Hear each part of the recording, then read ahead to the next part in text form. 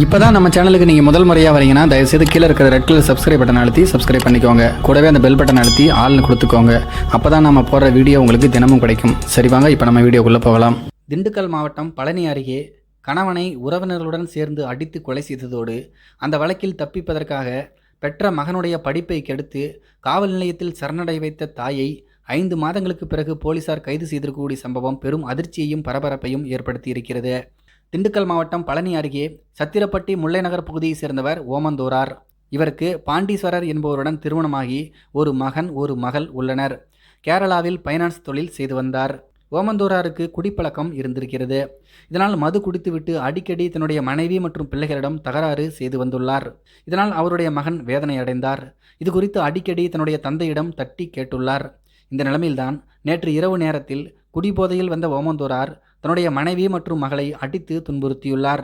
மேலும் மனைவி பெயரில் இருக்கக்கூடிய வீட்டை தன்னுடைய பெயருக்கு மாற்றி தருமாறு மனைவியிடம் சண்டை போட்டுள்ளார்.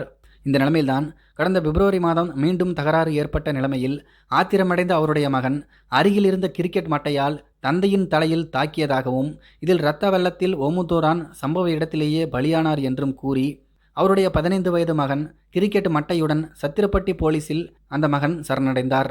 இதனையடுத்து அவர் கைது செய்யப்பட்டு சிறையிலும் அடைக்கப்பட்டார். இப்படிப்பட்ட நிலைமையில்தான் ஓமந்தூரார் கொலை செய்யப்பட்ட வழக்கில் மேலும் சிலருக்கு தொடர்பு இருப்பதாக ஓமந்தூராரின் தந்தை ரங்கசாமி என்பவர் ஒரு புகார் ஒன்று கொடுத்துள்ளார்.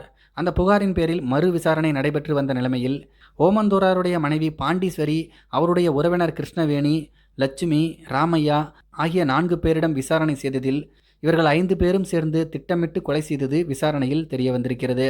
அது மட்டும் இல்லாமல் தன்னுடைய மகனுக்கு 15 வயதே ஆவதால் விரைவில் அவர் விடுதலை ஆகிவிடுவார் என்பதற்காக மகனுடைய படிப்பை கெடுத்து அவரை போலீசில் சரணடைய வைத்தது விசாரணையில் தெரிய வந்தது. இதனையடுத்து ஏற்கனவே ஓமந்தூராரின் 15 வயது மகன் கிரிவிஷ்ணு என்பவர் கைது செய்யப்பட்ட நிலைமையில் மேலும் அவருடைய மனைவி மற்றும் உறவினர்கள் உட்பட 4 பேரை காவல்துறையினர் கைது செய்திருக்கிறார்கள். மகனுடைய படிப்பை கெடுத்து தாயே போலீசில் சிக்க வைத்த சம்பவம் அந்த பகுதியில் பெரும் பரபரப்பை ஏற்படுத்தி இருக்கிறது. இதை பற்றி உங்களுடைய கருத்துக்கள் என்ன அப்படிங்கிறது கீழே இருக்கிற கமெண்ட்ஸில் தெரியப்படுத்துங்க. மேலும் இது போன்ற வீடியோக்களை பார்க்க நம்முடைய சேனலை சப்ஸ்கிரைப் பண்ணிக்கோங்க. நன்றி, வணக்கம்.